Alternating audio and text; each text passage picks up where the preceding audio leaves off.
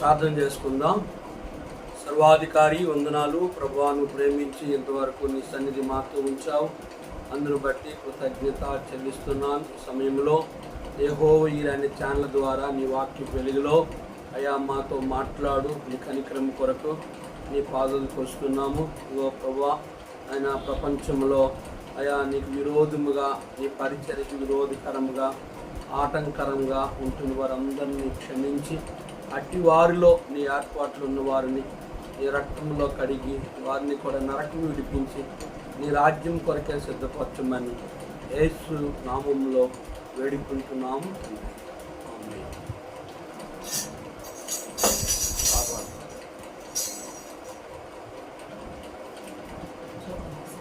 460 పాట పాడదాం. ప్రభు నిగ్రహము ఆయన మహిమతో పరిపూర్ణముగా నిండెను. ప్రభు నిగ్రహము ఆయన మహిమతో పరిపూర్ణముగా నిండెను. ప్రభువు ఇంటిని నిర్మించుచుండే సజీవమైన రాళ్ళతో. ప్రభువు ఇంటిని నిర్మించుచుండే సజీవమైన రాళ్ళతో.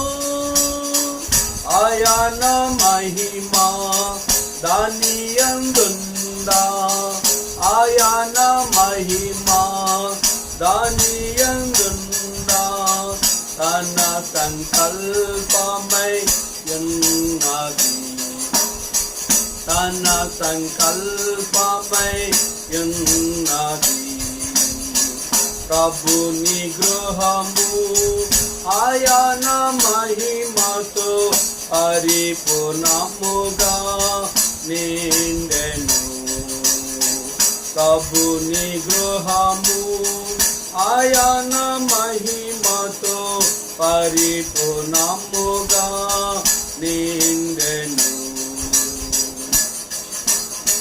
శాంతి రాజు ఇల్లు కట్టుచున్నాడు, మానవ ఆశము అందుండదు. శాంతి రాజు ఇల్లు కట్టుచున్నాడు, మానవ ఆశము అందుండదు. క్రయము నీతి స్థలము కొనెను, క్రయము నీతి స్థలము కొనెను. తాను కోరిన స్థలమిదే, తాను కోరిన స్థలమిదే. ప్రభు నిగ్రహము ఆయన మహిమతో పరిపూర్ణముగా నిండెను. ప్రభు నిగ్రహము ఆయన మహిమతో పరిపూర్ణముగా నిండెను. దేవుని వాక్యాన్ని చదువుకుందాం.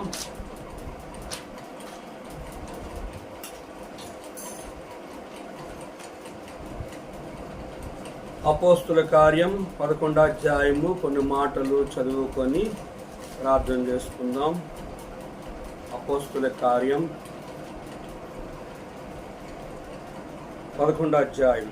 అన్యజనులను దేవుని వాక్యము అంగీకరించరని అపోస్తులను యోదయ అంతంతటనున్న సహోదరులను వినిరి. పేతురు యెరూషలేముకు వచ్చినప్పుడు సున్నతి పొందిన వారు నీవు సున్నతి పొందని వారి యొద్దకు పోయి వారితో భోజనము చేస్తామని అతనితో వాదము పెట్టుకొనిరి.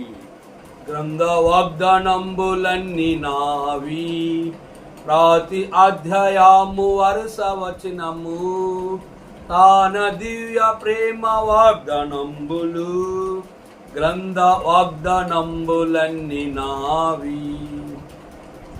ప్రభునందు ప్రియమైన యెహోవా ఈరే అనే ఛానల్ ద్వారా దేవుని వాక్యం వింటున్న మా ప్రియులైన దేవుని సేవకులకు, పరిశుద్ధులకు, అన్య దేశీయులైన మా ప్రియులకు ప్రభు అయిన యేసుక్రీస్తు నామములో మీ అందరికీ హృదయపూర్వక శుభములు తెలియజేస్తున్నాను. అపోస్తుల కార్యము దేవుని వాక్యాన్ని మనము ధ్యానిస్తున్నాం. ఈ అపోస్తుల కార్యం 11వ అధ్యాయంలో ముందుగా మనం చూస్తే 10వ అధ్యాయం 48వ వచనంలో యేసుక్రీస్తు నామమందు వారు బాప్తిస్మం పొందవలని ఆజ్ఞాపించింది. తర్వాత కొన్ని దినములు తమ యొద్ద ఉండమని వారు అతనిని వేడుకొనిరి. కొర్నేలు ఇంట్లో పరిశుద్ధాత్మ వారి మీదకి వచ్చినప్పుడు వారు రక్షించబడి మారుమనసు పొంది వారు బాప్తిస్మం పొందారు. తర్వాత పేతురును తనతో వచ్చిన 6 సహోదరులను మీరు మాతో కొంతకాలం ఉండండి అని వాళ్ళని అర్థించారు. ఆ రీతిగా వారు కొంతకాలం వారి దగ్గర ఉన్న తర్వాత 11వ అధ్యాయంలో అన్యజనులు దేవుని వాక్యం అంగీకరించినని అపోస్తులు యోదయ అంతంతటినున్న సహోదరులు వినిరి. కనుక దేవుని వాక్యము అన్యజనులు విన్నారు అని అపోస్తులు యోదయలో ఉన్న వారందరూ విన్నారు. పేతురు యెరూషలేముకు వచ్చినప్పుడు సున్నతి పొందిన వారి వద్దకు పోయి వారితో కూడా భోజనం చేస్తామని అతనితో వాదం పెట్టుకొనిరి. కనుక ఆ దినాల్లో దేవుని యొక్క సువార్తను ప్రకటింపబడిన తర్వాత అనేక మంది ప్రభువైన యేసుక్రీస్తు వారిని అపోస్తుల ద్వారా ప్రభువైన యేసుక్రీస్తు వారిని యోధ అంతంతటా అనేకులు అంగీకరించారు. యేసు ప్రభువారిని అంగీకరించారని యెరూషలేములో ఉన్న అపోస్తులు విని కనుక వారు సున్నతి పొందిన వారి గురించి సంతోషించి సున్నతి లేని వారి యొద్దకు వెళ్ళి పేతురు వారితో భోజనం చేస్తున్నాడు.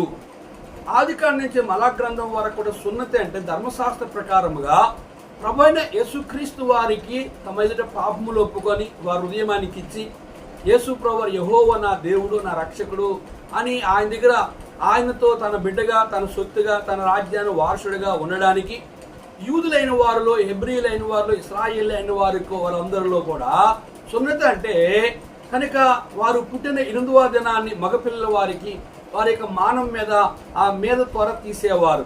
దాన్ని దేవుని కొరకు ప్రతిష్ఠించబడుట, దాన్ని సున్నతి అన్నారు. అట్టి సున్నతి పొందిన వారితో పేతురు భోజనం చేస్తాడు, మంచిది. కానీ ప్రభువైన యేసుక్రీస్తు వారిని ఎరగని వారి యొద్ద కూడా అన్యజనుల దగ్గరికి వెళ్ళి పేతురు వారితో భోజనం చేయుచున్నాడు అని పేతురుతో వారు వాదము పెట్టుకొనిరి. కనుక పేతురు వారితో వాదం పెట్టుకున్న సంగతి వారికి ఎట్లా వివరించాడనేది మనం చూద్దాం. చూడండి 4వ వచనం. అందుకు పేతురు మొదటి నుండి వరుసగా వారికి ఆ సంగతులు ఇలాగ వివరించి చెప్పాను. నేను ఎప్పే పట్టణంలో ప్రార్థన చేయుచుండగా పరవశనైతిని. అప్పుడు ఒక దర్శనము నాకు కలిగిను. అది ఏదనగా 4 చెంగులు పట్టి దింపబడిన ఒక పెద్ద దుప్పటి వంటి ఒక విధమైన పాత్ర ఆకాశం దిగిన యొద్దకు వచ్చును. దాని వైపు నేను తేరి చూచి పరీక్షింపగా భూమి అంతంతటిని చతుష్పద జంతువులను, అడవి మృగములను, ప్రాకుడు పురుగులను, ఆకాశ పక్షులు నాకు కనబడను. అప్పుడు పేతురు నువ్వు లేచి చంపుకొని తినమని ఒక శబ్దము నాతో చెప్పిన వింటిని. అందుకు నేను వద్దు ప్రభువా, నిషిద్ధమైంది అపవిత్రమైంది ఏదియో నా నోట ఎన్నడను పడలేదని చెప్పగా 2వ మారు ఆ శబ్దము ఆకాశం నుండి దేవుడు పవిత్రం చేసిన వాటిని నిషిద్ధమైనది ఎంచవద్దని ఉత్తరమిచ్చును. ఇలాగూ ముమ్మారు జరిగిన తర్వాత అదంతయు ఆకాశమును తిరిగి తీసుకుని పోబడును. వెంటనే కైసరు నుండి నా యొద్దకు పంపబడిన 3 మనుషులు మేమున్న ఇంటి యొద్ద నిలిచి ఉండిరి. అప్పుడు ఆత్మ నువ్వు భేదమేమియు వారితో కూడా నీవు భేదమేమియు చేయక వారితో కూడా వెళ్ళమని నాకు సెలవిచ్చును. ఈ 6 సహోదరులు నాతో కూడా వచ్చిరి. మేము కొర్నేలు ఇంట్లో ప్రవేశించితిమి. అప్పుడు అతడు నీవు ఎప్పేపు మనుషులను పంపి పేతురు అను మారుపేరు గల సీమోన్ని పిలిపించుము. నీవును నీ ఇంటి వారందరూ ఏ మాట వలన రక్షణ పొందురో ఆ మాటలు అతడు నీతో చెప్పినని తన ఇంట నిలిచి తనతో చెప్పిన యొక్క దేవదూతను చూచిన సంగతి మాకు తెలిపెను. నేను మాట్లాడుచుండనారంభించినప్పుడు పరిశుద్ధాత్మ మొదట మన మీదకి దిగిన ప్రకారము వారి మీదకి దిగును. అప్పుడు యోహాను నీళ్ళతో బాప్తిస్మిచ్చిన గాని మీరు పరిశుద్ధాత్మతోనూ బాప్తిస్మం ఇచ్చుదురని ప్రభువు చెప్పిన మాట నేను జ్ఞాపకం చేసుకొంటిని. కాబట్టి ప్రభు అయిన యేసుక్రీస్తునందు విశ్వాసం ఉంచిన మనకును అనుగ్రహించినట్లు దేవుడు వారికి కూడా సమాన వరము అనుగ్రహించి ఉండగా దేవుని అడ్డగించుటకు నేను యాపాటు వాడినని చెప్పాను.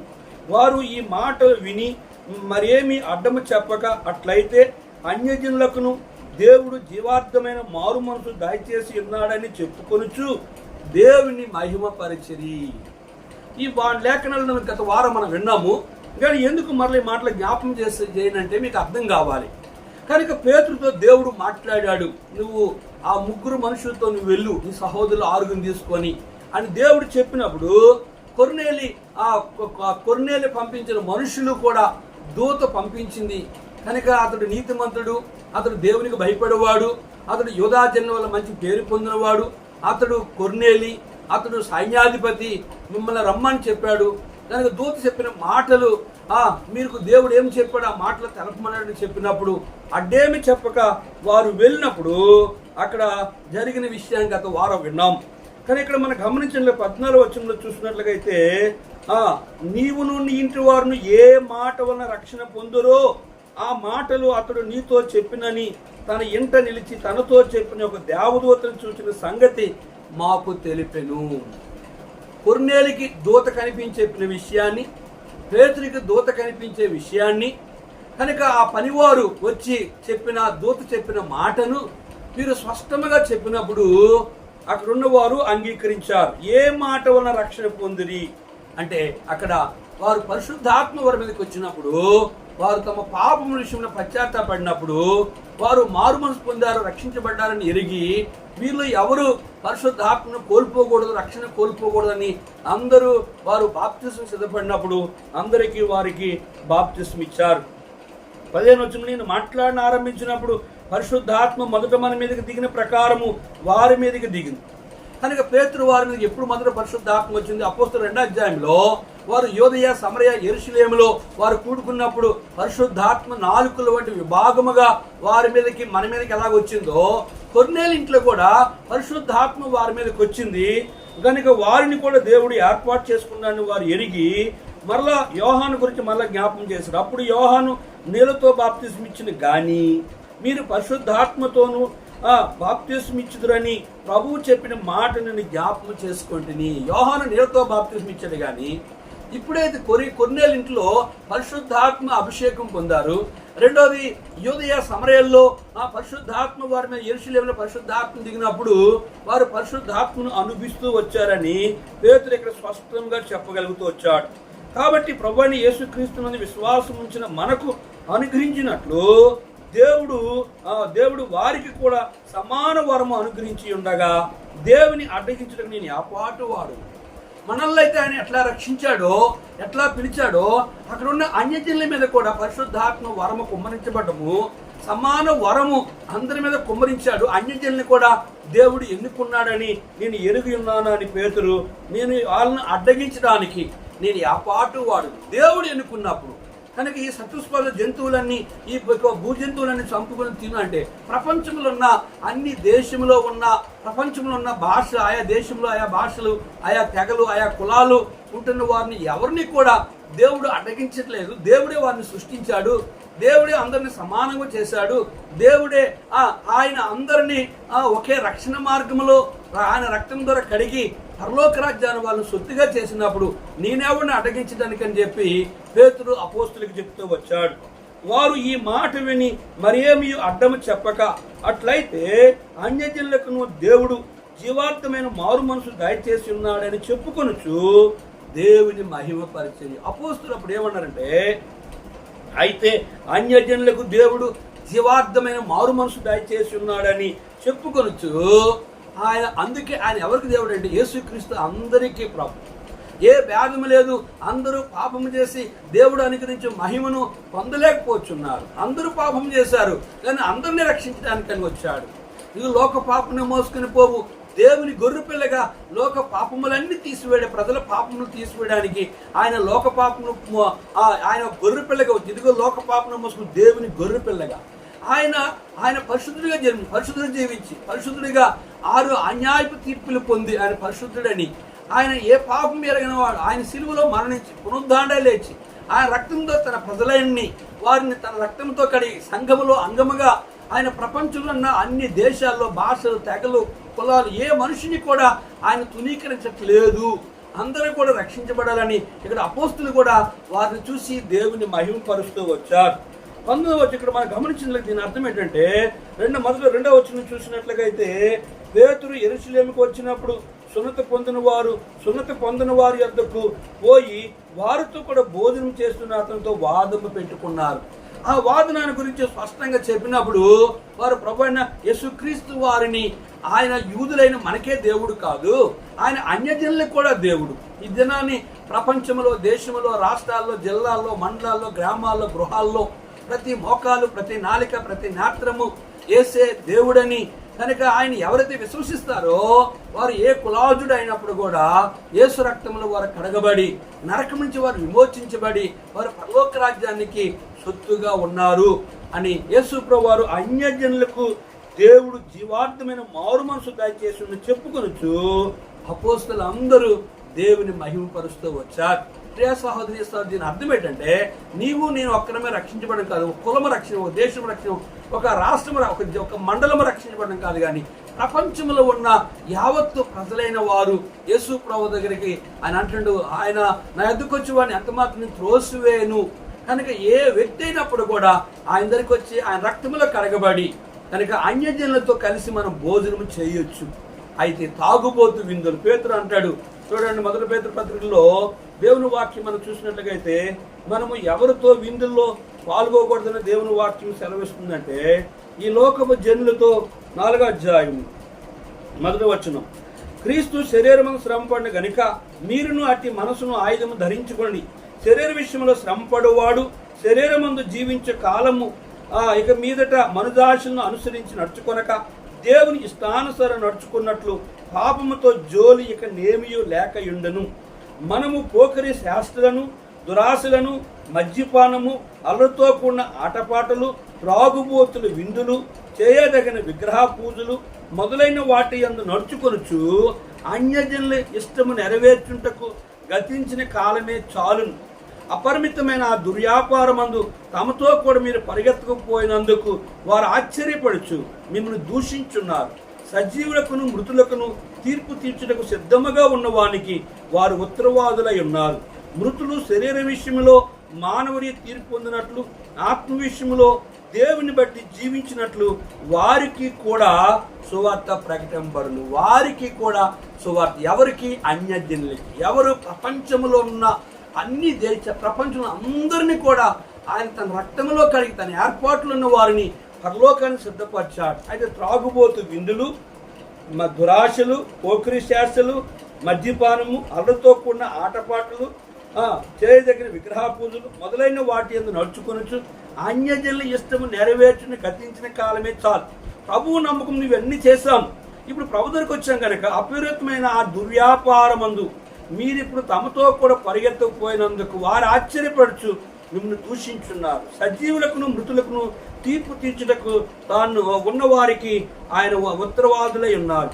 మృతులు శరీర విషయంలో మానవుని తీర్పు పొందినట్లు ఆత్మ విషయంలో దేవుని బట్టి జీవించినట్లు వారికి కూడా సువార్త ప్రకటింపబడు. అయితే ఈ యొక్క కొంతమంది వ్యక్తులతో పోకిరి శాస్త్రులు, దురాశలు, మద్యపానము, అల్లరితో కూడిన ఆటపాటలు, త్రాగుబోతు విందులు, చేయదగిన విగ్రహ పూజలు మొదలైన వాటిని నడుచుకున్న గత కాలంలో అన్ని చేశాము.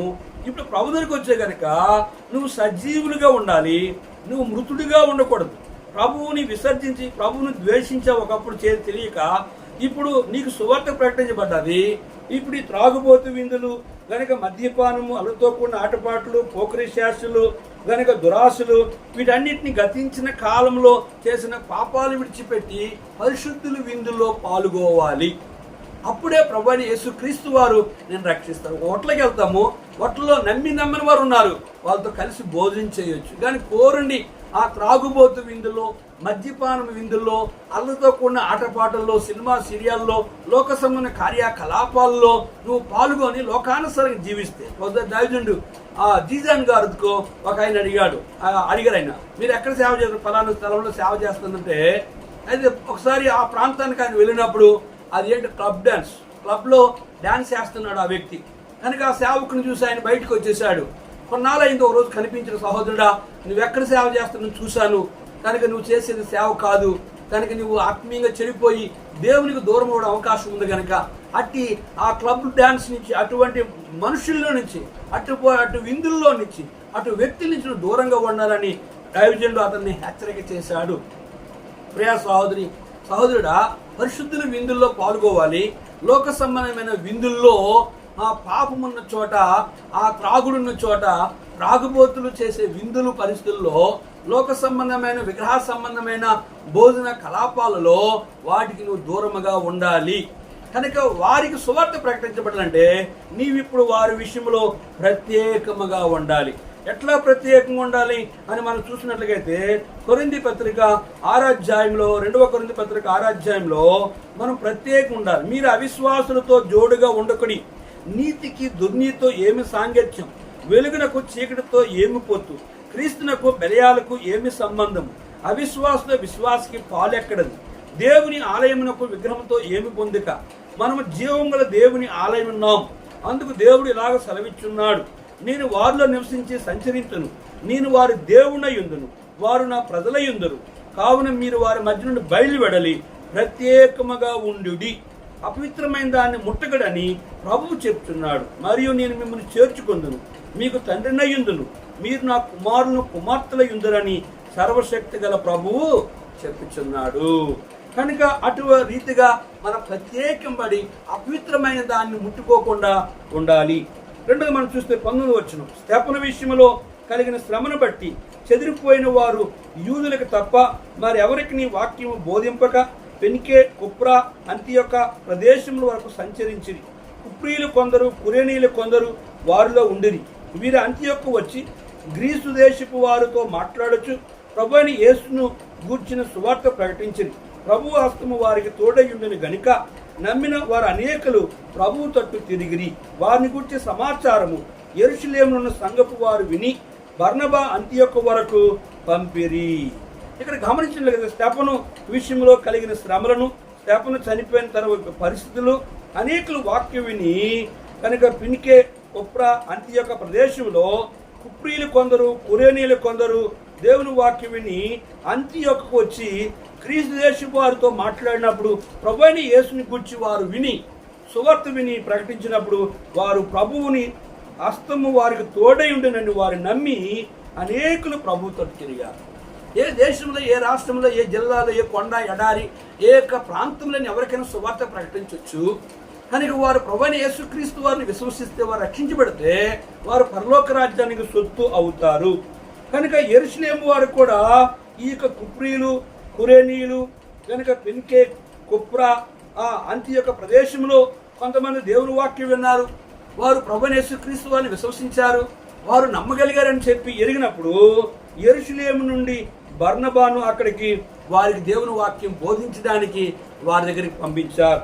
చూడండి 20వ వచనం, అతడు వచ్చి దేవుని కృపను చూచి సంతోషించి ప్రభువు స్థిర హృదయముతో అత్తుకొని వలనని అందరినీ హెచ్చరించును. అతడు పరిశుద్ధాత్మతోను విశ్వాసం నిండుకున్న సత్పురుషుడు. బహుజనులు ప్రభువు పక్షము చేరిరి. అంతటా అతడు సౌలును వెదుకుటకు తార్సునకు వెళ్ళి అతన్ని కనుగొని అంతియొక్కు తోడుకొని వచ్చెను. ఇక్కడ బర్నబా యెరూషలేము నుండి ఆ ప్రాంతానికి వెళ్ళినప్పుడు అనేకులు ప్రభువుని స్థిర హృదయంతో అత్తుకున్నారు. అనేకులు ప్రభువైన హెచ్చరికలు, దేవుని వాక్యం విన్నారు. అనేకులు పరిశుద్ధాత్మతో విశ్వాసంతో నిండుకున్నారు. అనేకులు సత్పురుషులుగా, మార్పు పొందిన పురుషులుగా ఉన్నారు. బహుజనులు ప్రభు పక్షంగా అనేక వేల మంది ప్రభు దగ్గరికి వచ్చారు. అంతటా అతడు సౌలుని వెతుకుటకు తార్సునికి వెళ్ళి అతన్ని కనుగొని అంతియొక్కు తోడుకొని, అంతియొక్కు గనుక వెళ్ళి సౌలుని వెతకడానికి తార్సుకు వెళ్ళాడు బర్నబా వెళ్ళి అతన్ని కనుగొని అతన్ని మరలా అంతియొక్కు తోడుకొని వచ్చినప్పుడు వారు కలిసి 1 సంవత్సరము సంఘములో ఉండి బహుజనులకు వాక్యం బోధించింది. మొట్టమొదట అంతియొక్కలో శిష్యులు క్రైస్తవులు అనబడిరి. కనుక ఈ రీతిగా మొట్టమొదటిగా పౌలు, బర్నబా కనుక అతడు తార్సుకి వెళ్ళి బర్నబా అతను కనుగొని అంతియొక్క తీసుకొని సౌలుని తీసుకొని వచ్చి సౌలు పౌలుగా మారాడని ఎరిగి అతన్ని అంత్యోక తీసుకొచ్చి 1 సంవత్సరం వారు సంఘంలో ఉండి వారు ఆత్మీయంగా దేవుని వాక్యం ఎదుగుతూ వారు దేవుని వాక్యం బోధించినప్పుడు అంత్యోకలో మొట్టమొదటిసారిగా శిష్యులు క్రైస్తవులుగా చేయబడిరి. శిష్యులు అంటే ఎవరంటే దేవుని సేవకులు. శిష్యులు అంటే ఎవరంటే దేవుని వాక్యాన్ని ఎరిగిన వారు. శిష్యులు అంటే ఎవరంటే ప్రభువైన యేసుక్రీస్తు వారిని పరిపూర్ణంగా తమ హృదయంలో స్థానమిచ్చి ఆయన కొరకు చావడానికి సైతము సిద్ధపాటు కలిగిన వారే క్రైస్తవులు. పేరుకే క్రైస్తవులు, పండగ క్రైస్తవులు, ఆదివారం క్రైస్తవులు, అలవాటు క్రైస్తవులు, ఆచార క్రైస్తవులు, వేషధారి క్రైస్తవులు, దేవునికి విరోధముగా సేవ చేసిన సేవకులు వాళ్ళు క్రైస్తవులు కాదు. కనుక యేసుప్రభు పేరు పెట్టుకోవచ్చు కానీ, బైబిల్లో ఉన్న అనేక సంఘాల పేర్లు పెట్టుకోవచ్చు కానీ ఎవరి పేరు జీవగ్రంథమందు రాయబడతాదో వారే క్రైస్తవులు, వారే పరలోక రాజ్యానికి హక్కుదారులు. ఎవరి పేరు జీవగ్రంథమందు రాయబడదో వారు పరలోక రాజ్యానికి వెళ్ళరు, వారు ఈ భూమి మీద క్రైస్తవులుగా అనబడరు. కనుక ఇంకా మనం గమనించినట్లయితే ఆ దినములందు ప్రవక్తలు యెరూషలేము నుండి అంతియొక్కు వచ్చిరి. వారిలో అగబ్బు అను ఒకడు నిలువబడి భూలోకమంతట గొప్ప కరువు రాబోతున్నదని ఆత్మ ద్వారా సూచించింది. అది క్లౌందియ చక్రవర్తి కాలమందు సంభవించింది. అప్పుడు శిష్యుల్లో ప్రతివాడు తన తన శక్తి కొలది యోదయాలో కాపురమున్న సహోదరులకు సహాయము పంపుట నిశ్చయించుకొనెను. అలాగు చేసి బర్నబా, సౌలు అను వారి చేత పెద్దల యొద్దకు దాన్ని పంపిరి. కనుక ఈ సమయంలో వారు అంత్యోకలో దేవుని అంత్యోక నుండి యెరూషలేముకు, ఆ దినములందు ప్రవక్తలు యెరూషలేములో అంత్యోకు వచ్చారు. యెరూషలేము నుండి అంత్యోకు వచ్చారు ఆ దినాలు కొంతమంది ప్రవక్తలు. కనుక వారు శిష్యులుగా చేయబడ్డారు, వారు క్రైస్తవులుగా చేయబడ్డారు. అనేక ప్రవక్తలు అంటే దేవుని సేవకులు. కనుక వాళ్ళు యెరూషలేముకి నుండి అంత్యోకు వచ్చి అక్కడ అగబ్బు అని ఒక దేవుని సేవకుడు ఉన్నాడు. అతడు ప్రవక్త. అతడు అంటున్నాడు భూలోకమందు గొప్ప కరువు రాబోతుందని పరిశుద్ధాత్మ ద్వారా నింపబడి ఈ మాట చెప్పాడు. అది ఏ కాలం అందంటే ఆ సమయంలో ఆ యొక్క యెరూషలేమును గనుక మరి పరిపాలన చేసిన దినాల్లో ఎవరు అంటే ఆ క్లౌందియ చక్రవర్తి కాలమందు ఆ కరువు రాబోతుంది అని ఈ యొక్క అగబ్బు అనే ప్రవక్త ప్రవచించాడు. ఆ రోజుల్లో ఆదికాండం మన పాత ప్రవక్తలు మనం చూసినట్లయితే ఏదైనా సంభవించబోయినప్పుడు ప్రవక్తలకి దేవుడు తన చిత్తాన్ని బయలుపరిచి వారి ద్వారా ఈ వార్తను ప్రకటింప చేస్తూ వచ్చేవారు. ఆ దినాల్లో అబద్ధ ప్రవక్తలు కూడా ఉన్నారు. ఈ రోజులు కూడా దేవుని చేత ప్రేరేపించబడి పరిశుద్ధాత్మ దేవుడు తెలియజేసిన విషయాలు ప్రపంచమంతట్లో అనేక మంది ద్వారా దేవుని ఉద్దేశాలు సేవకులు తెరబడినప్పుడు తెలిపినప్పుడు అవి జరుగుతున్నాయి. అనేక మంది ఈ దినాలు కూడా అబద్ధ ప్రవక్తలు కూడా ఉన్నారు.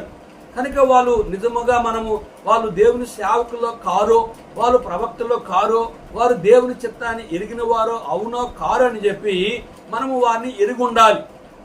మనము ఎఫెసీ పత్రికలో మనం గమనించినట్లయితే ఎఫెసీ పత్రిక 4వ అధ్యాయం మనం గమనించినట్లయితే ఒక మాట ఇక్కడ రాయబడ్డది. మనము ఎటువంటి వారంగా ఉండాలి అంటే వారి విషయంలో చూడండి, 4వ అధ్యాయము 15వ వచనం లేదా 14వ వచనం. అందువల్ల మనం ఇక మీదట పసిపిల్లమై ఉండి మనుషుల మాయోపాయముల చేత వంచనతోను తప్పు మార్గంలో కుయుక్తితోను గాలి కొట్టుకుని పోవునట్లు కల్పింపబడిన ప్రతి ఉపదేశమునకు ఇటు అటు కొట్టుకొని పోవచ్చు అల్ల చేత ఎగరగొట్టబడిన వారమైనట్టుండక ప్రేమ కలిగి సత్యము చెప్తూ క్రీస్తు వలె ఉండుటకు మనం అన్ని విషయంలో ఎదుగుదుము. కనుక మనుషులు మాయోపాయములు, కనుక మనుషులు పసిపిల్లలు, మనం ఇక మీదట పసిపిల్లమై ఉండి కనుక తప్పు మార్గంలో కుయుక్తితో గాలి చెదరగొట్టు కొట్టువలే కల్పింపబడిన ప్రతి ఉపదేశమునకు ఇటు అటు కొట్టుకుని పోకుండా మనము సత్యాన్ని ఎరిగి ప్రవక్తలు ఎవరో, దేవుని సేవకులు ఎవరో, అపోస్తులు ఎవరో, అపోస్తులు కానివారు ఎవరు అని మనం బైబిల్ గ్రంథంలో అపోస్తుల కార్యం ప్రకటన గ్రంథమును 2వ అధ్యాయాన్ని గమనించినట్లయితే చూడండి, అపోస్తుల కార్యము 2వ అధ్యాయంలో ఈ మాట మనం చదువుతాం. అపోస్తుల కార్యము ప్రకటన గ్రంథము 2వ అధ్యాయములో ఇక్కడి మాట 2వ వచనం. నీ క్రియలను, నీ కష్టమును, నీ సహనము నీ ఎరుగుదును. నీవు దుష్టులను సహింపలేవనియు అపోస్తులు కాకయే తాము అపోస్తులమని చెప్పుకుని వారిని పరీక్షించి వారు అబద్ధికులని నీవు కనుగొంటివనియు నీవు సహనము కలిగి నా నామము నిమిత్తము భారం భరించి అలయలేదని నేనెరుగుదును. ఎఫెసీ సంఘంలో కనుక అపోస్తులు కాకయే తాము అపోస్తులను చెప్పుకుని వారిని పరీక్షించి వారు అబద్ధకులని నీవు కనుగొంటివనియు. నేటి దినాన్ని కూడా అపోస్తులని చెప్పుకొని చాలా మంది కూడా అబద్ధ ప్రవక్తలుగా మరి భారతదేశంలో ప్రపంచం అంతట్లో హెబ్రోన్ సహవాసంలో కూడా దేవుని సంఘాలు ముక్కలు చేయడం, పక్కవారు పొరుగు వారి సంఘాలని ఆ విశ్వాసాలను వాళ్ళ సంఘాన్ని లాక్కెళ్ళిపోవడము, కనుక వాళ్ళు దేవుని వాక్యాన్ని వ్యతిరేకంగా జీవించడము మనం చూస్తున్నాం. అందుకే అటు వారి విషయంలో బహు జాగ్రత్తగా ఉండాలి. కనుక అప్పుడు శిష్యుల్లో ప్రతి వాడును తన శక్తి కొలది యోదియాలో కాపురం ఉన్న సహోదరులకు సహాయం పంపుట నిశ్చయించుకొని. కనుక అక్కడున్న సహోదరులు కనుక ప్రతి వాడును తన శక్తి కొలది యెరూషలేములో ఉన్న వారికి కొంత ఆర్థికంగా సహాయం చేయాలని చెప్పి వారు నిశ్చయించుకొని కొంత సొమ్ము కొంత డబ్బు వారికి ఇచ్చారు. అది బర్నబా సౌలు అది వారు పట్టుకొని వారి చేత పెద్దల యొద్దకు దాన్ని పంపిరి. సంఘములో ఆ రోజుల్లో ఏ అక్కడ కలిగి ఉన్నప్పుడు పరిశుద్ధులు సంఘముగా కూడి వారు కలిగింది అందరూ ఇచ్చుకొని ఆ డబ్బుని పోగు చేసి ఎక్కడైతే సువార్త ఉందో, ఎక్కడైతే మందిరం కట్టబడుతుందో, ఎక్కడైతే దేవుని ప్రజలకు అవసరమో ఆ రీతిగా పంపగలుగుతూ వచ్చారు. కనుక ప్రియ సహోదరి సహోదరుడా, నేటి దినాన్ని సంఘముగా ప్రజలు కూడుకుంటున్నారు, సంఘములో బీదలను పట్టించుకోవట్లేదు, సంఘములో సేవకుని పట్టించుకోలేని వారు ఉన్నారు, సంఘములో తోటి విశ్వాసి కష్టానుభవంలో ఉన్నప్పుడు పట్టించుకోలేని వారు ఉన్నారు.